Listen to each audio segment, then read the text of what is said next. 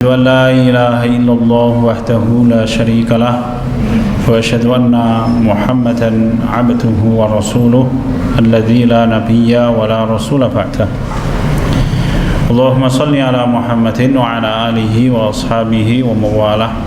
Alhamdulillahirrabbilalamin. Hadirin sekalian, bapak-bapak, ibu-ibu, rekan-rekan sekalian yang dirahmati Allah Subhanahu wa Ta'ala, semoga kula panjenengan sami tansah mendoakan rasa syukur dumateng Allah Subhanahu wa Ta'ala atas nikmat apa kalau kita bersyukur. Paling tidak kita oleh Allah dipilih untuk menjadi orang-orang yang beriman kepada Allah. Karena sesungguhnya ketika orang yang beriman kepada Allah, Allah hilangkan dunianya, tetapi Allah menjaga keimanannya, maka cukup dunia akan bisa didatangkan oleh Allah karena keimanan seorang manusia berlipat-lipat. Pramila Nabi Ayub alaihissalam, setelah beliau diuji oleh Allah sakit selama 18 tahun,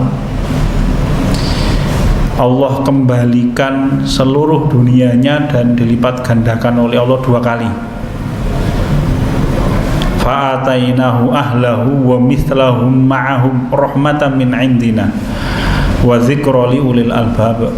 Kemudian kami kembalikan keluarganya dan kami lipat gandakan 2. Imam Ibnu Katsir menceritakan bilih pada waktu Nabi Ayub alaihissalam disembuhkan dari sakitnya, maka Allah Ta'ala bertanya kepada Nabi Ayub alaihissalam, wahai Ayub, sungguh seluruh keluargamu yang sudah meninggal aku tempatkan di surga. Sekarang engkau pilih seluruh keluargamu yang mati itu aku hidupkan kembali untuk tinggal bersamamu, atau engkau aku berikan sesuatu yang lebih dari itu. Maka Nabi Ayub alaihissalam memilih agar keluarganya yang meninggal karena musibah yang menimpa beliau itu seluruhnya tetap dijaga oleh Allah di surga.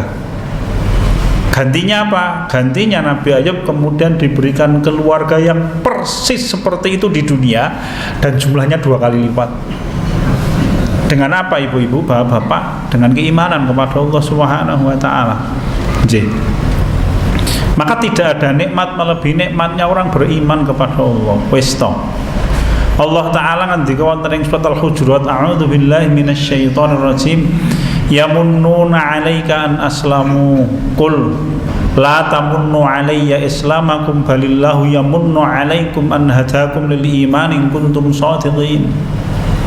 Yamunnuna 'alaika an aslamu, orang-orang Arab Badui itu mereka mengira wahai Muhammad dengan masuknya mereka ke dalam Islam maka mereka telah mendatangkan keuntungan yang besar untukmu.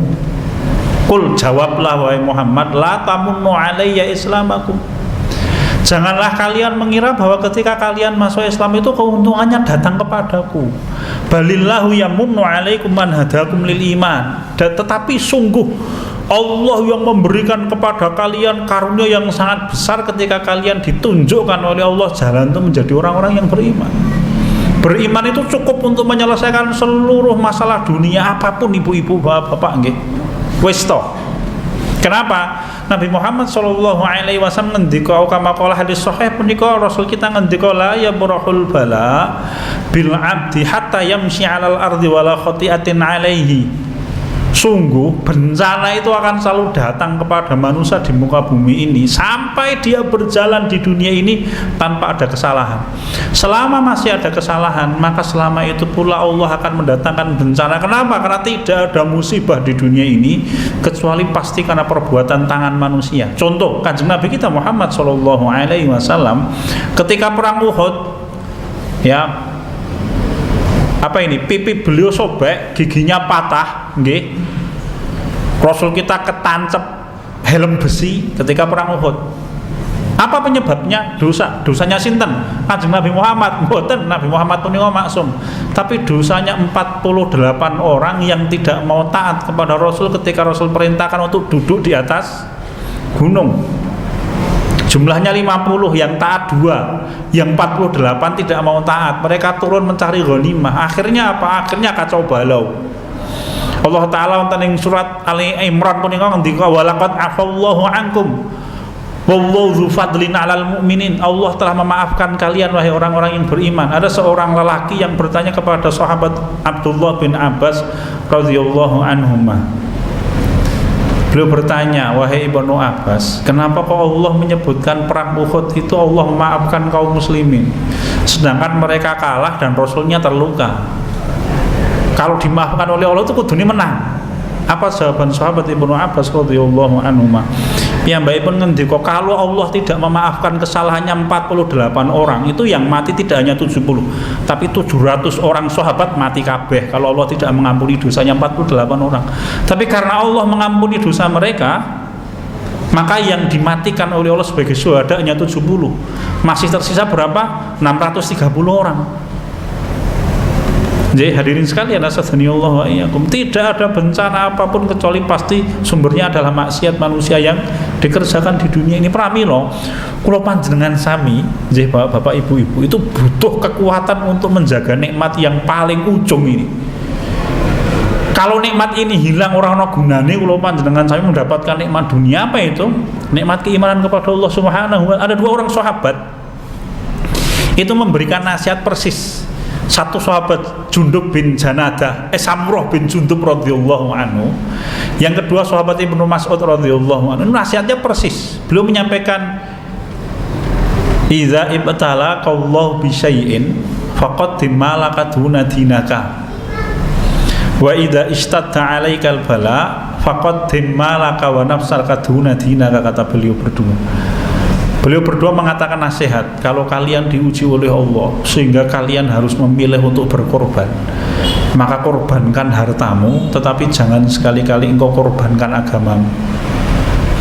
Wa idza stadda 'alaikal bala, kalau ujian kok semakin besar dan engkau harus berkorban, faqad dimalaka wa nafsaka duna dinaka, maka korbankanlah harta dan nyawamu, tetapi jangan pernah engkau korbankan agamamu. Kenapa? Beliau menyampaikan, karena sungguh al-kharabu man kharaba dinahu, karena orang yang paling celaka dan binasa besok di hari kiamat itu orang yang hancur dan rusak agamanya. Beliau menyampaikan, sungguh kalau engkau masuk surga tidak akan ada kesusahan setelah itu, tetapi kalau engkau masuk neraka tidak ada kebahagiaan setelah itu. Dan masuk surga atau tidaknya seorang manusia karunia Allah yang pertama, yang kedua tergantung dengan agamanya. Pramila kula panjenengan sami butuh bantuan Allah untuk menjaga nikmat yang paling ujung. Di dalam kitab Mukhtasar Minhajul Qasidin menika dipun sebataken kisah bahwa manusia itu kalau menjelang mati, iblis akan memanggil seluruh anak buahnya untuk menggoda manusia itu. Wis belokkan hatinya. Piye carane? Kenapa iblis mengatakan? Karena kalau engkau tidak bisa menggoda manusia ketika dia sakaratul maut, engkau tidak akan pernah punya kesempatan untuk menggoda dia selama-lamanya. Pramila kula panjenengan sami sebenarnya butuh kekuatan. Ada satu hadis sahih. Hadis sahih itu mengajarkan doa, Pak. Nabi Muhammad salah sawijining dinten menyampaikan kepada sahabat Mu'ad bin Jabal radhiyallahu anhu, "Wahai Mu'ad, aku mencintaimu. Oleh sebab itu, jangan pernah engkau tinggalkan doa ini fi duburi kulli sholatin," kata beliau. Rasul kita menyampaikan pada setiap belakang sholat. Maka ada 2 pendapat, belakang sholat itu dibaca setelah tahiyat, sebelum salam, setelah panjenengan membaca doa Allahumma inni a'udzubika min adzabi jahannam wa min adzabil qabr. Setelah itu doa itu dibaca, doa yang nanti kita bicarakan itu. Atau sebagian ulama berpendapat ya di belakang suatu maksudnya salam kemudian berdoa. Setiap sholat, apa itu? Doanya pendek, kalau pitados banyak di antara bapak-bapak, ibu-ibu yang sampun apal. Doa ini luar biasa sampai Imam Ibnul Qayyim al-Jauziyah rahimahullah menyampaikan sungguh doa yang paling mulia itu doa ini. Kenapa? Karena doa ini seorang manusia mohon kepada Allah agar diberi kekuatan untuk menunaikan haknya Allah. Terus menawi kula panjenengan sami ndonga Rabbana atina fid dunya hasanah sampai akhir, itu kan doa minta agar hak kita diberikan oleh Allah untuk kita. Nggih toh? Panjenengan berdoa apalagi Allahumma afrigh alaina sabran, wahai Allah limpahkanlah kepadaku sabar. Itu kan kita minta kepada Allah untuk memberikan kita sesuatu. Tetapi doa ini kita minta kepada Allah agar kita diberi kekuatan oleh Allah untuk memberikan haknya Allah atas diri kita. Apa itu doanya? Rasul kita menyampaikan kepada Mu'adz bin Jabal, jangan pernah kau tinggalkan doa ini. Allahumma a'inni ala dzikrika wa syukrika wa husni ibadati. Tidak main-main loh ibu-ibu, bapak-bapak. Ya, kita bicarakan singkat. Allahumma a'inni ala dzikrika. Satu, apa yang kita mohon? Kula panjenengan sami nyuwun dumateng Allah Ta'ala agar kita ini orang yang selalu ingat kepada Allah setiap saat dan tidak ada waktu kita kecuali kita ingat kepada Allah. Ya, bahkan ketika orang tidur, maka dia memulainya sesuatu itu dengan ingat kepada Allah Ta'ala. Pramila bapak-bapak, Nabi Muhammad amalan sebelum sare menika kathah nggih. Hadis sahih Rasul kita itu kalau sebelum tidur membaca surat Al-Isra. Berapa itu? 102 atau 100 berapa ayat itu? Setiap hari. Yang kedua, Rasul kita itu sebelum sare membaca surat Az-Zumar 70 sekian ayat. Setiap hari. Rasul kita sebelum tidur membaca 5 ayat pertama Al-Baqarah, 3 ayat surat ayat kursi dan 2 ayat belakangnya dan 3 ayat akhir surat Al-Baqarah. Apalagi Rasul kita itu sebelum sehari membaca ayat surat Al-Kafirun. Rasul kita sebelum sehari membaca Mu'awwadzatain 3 kali. Rasul kita sebelum sehari Subhanallah 33 kali. Panjenengan kalau kerjakan semuanya itu bisa 1,5 jam baru selesai itu zikirnya. Kita mohon kepada Allah agar kita ini menjadi orang yang selalu ingat kepada Allah, pahalanya dunia akhirat loh bapak. Rasul kita ngendika arifillah birraha ya'rifuka bisiddah.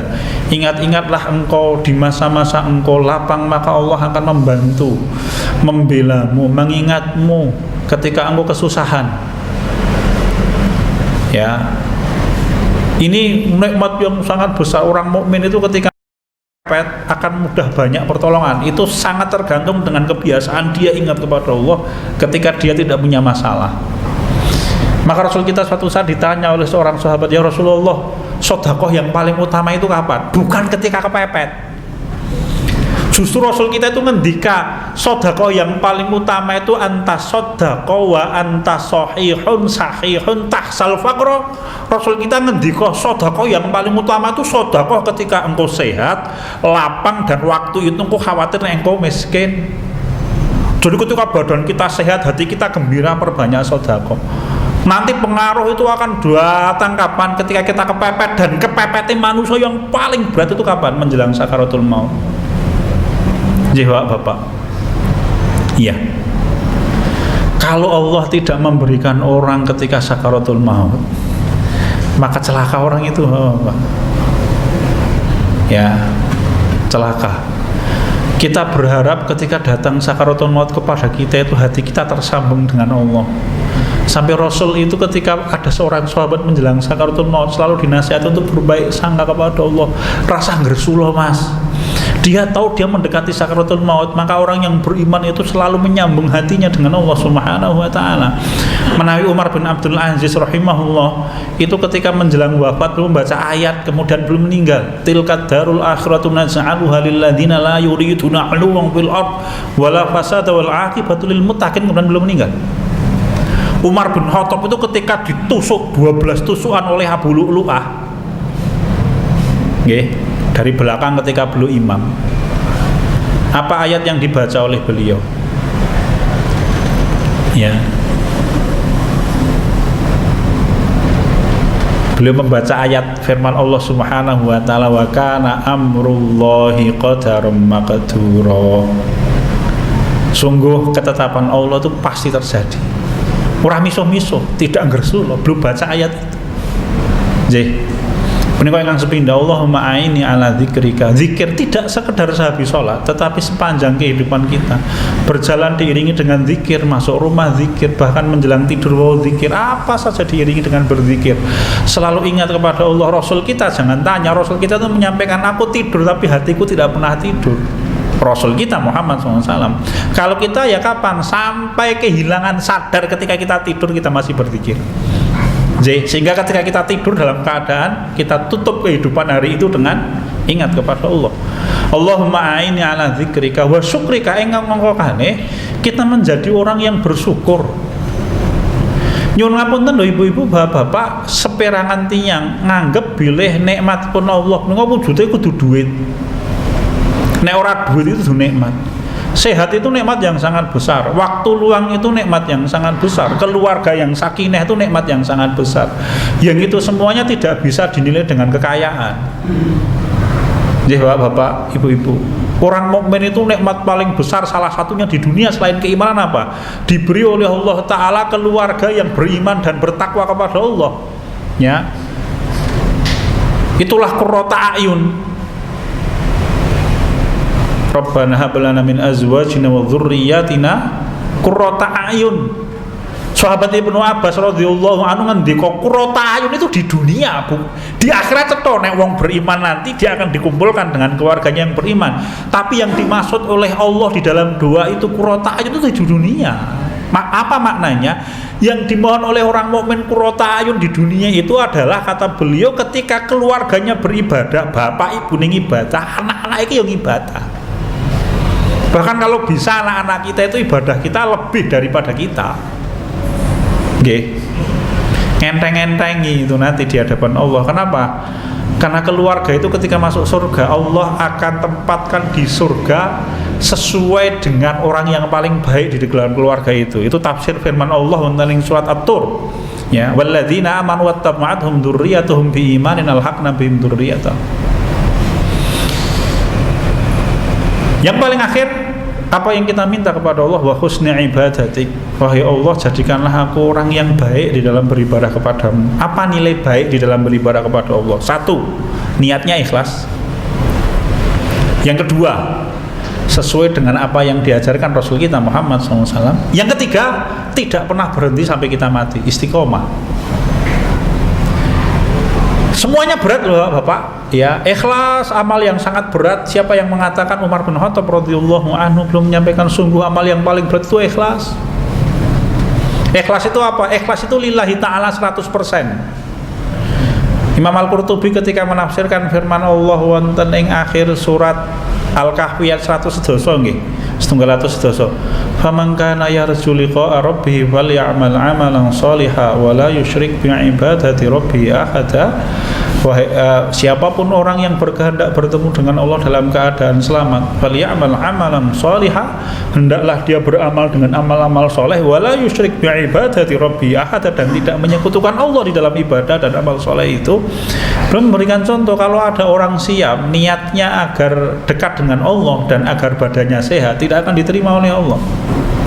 Sampai kata beliau, orang beribadah siam kepada Allah niatnya dekat dengan Allah, taqarrub kepada Allah. Nah ning kula nggih kepengin sehat, caranya bagaimana? Nanti menjelang berbuka, yaitu 5 menit sebelum buka, 3 menit sebelum buka itu waktu mustajab doa. Dia berdoa, wahai Allah, dengan tawasul puasa saya yang ikhlas saya minta sehatkanlah badan saya. Boleh itu tawasul dengan amal soleh. Ya Bapak. Yang kedua adalah sesuai dengan apa yang diajarkan oleh Rasul kita, belajar. Monggo kula panjenengan sami sinau Islam sehingga kita sesuai betul dengan apa yang dikehendaki oleh Nabi kita Muhammad SAW. Yang ketiga, ini berat. Sampai para ulama itu menyampaikan ini yang paling penting dos pundi punika, orang mati dalam keadaan tetap beriman kepada Allah. Oh, itu berat Bapak. Ya, maka kita kenapa memohon kepada Allahumma inni as'aluka bi husnil khatimah. Wahai Allah, aku mohon kepadamu husnul khatimah. Ya. Sampai ahli sihirnya Fir'aun itu berdoa, diabadikan oleh Allah tentang Al-Quran, Rabbana afriq alaina sabra wa tawaffana muslimin. Wahai Allah, limpahkanlah kepada kami sabar dan matikanlah kami dalam keadaan muslim. Nabi Yusuf buat surat Yusuf akhir-akhir berdoa, tawaffani muslimah wa alhaqni bis sholihin, matikanlah aku wahai Allah sebagai seorang muslim dan kumpulkanlah aku dalam golongannya orang-orang soleh. Kenapa? Tidak semua orang diizinkan oleh Allah untuk mati dalam keadaan tetap menjadi seorang muslim yang baik, kecuali itu rezeki yang besar, karunia Allah, kasih sayang Allah kepada orang yang dikehendaki oleh Allah. Ya, hati itu milik Allah. Allah membolak-balik hati manusia.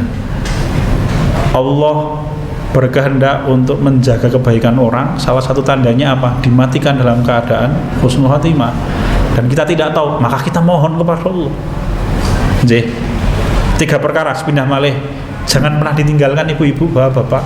Allahumma a'inni ala dzikrika wa syukrika wa husni ibadatik. Maknanya dalam. Sepindah malih Imam Ibnul Qayyim al-Jauziyah menyampaikan ini doa yang paling agung yang diajarkan oleh Rasul kita Muhammad sallallahu alaihi wasallam. Mungkin-mungkin kalau panjenengan sami diberikan oleh Allah 3-tiganya. Sekian dan demikian apa yang bisa kita bicarakan. Semoga Allah berikan kebaikan kita dunia dan akhirat. Semoga Allah menjaga kesehatan kita.